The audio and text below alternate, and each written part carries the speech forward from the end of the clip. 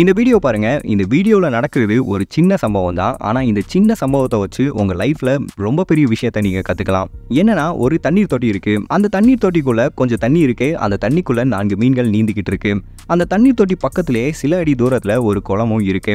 இந்த நேரத்துல தான் அங்க ஒரு சம்பவம் நடக்குது. என்னன்னா, அந்த தண்ணீர் தொட்டிக்குள்ள இருக்கக்கூடிய ஒரு மீன் என்ன பண்ணுதுன்னா, தொட்டியை விட்டு தவ்வி மெல்ல மெல்லமா அங்கிருந்து நகர்ந்து அந்த குளத்துக்குள்ள தவ்வி குதிச்சிருச்சு.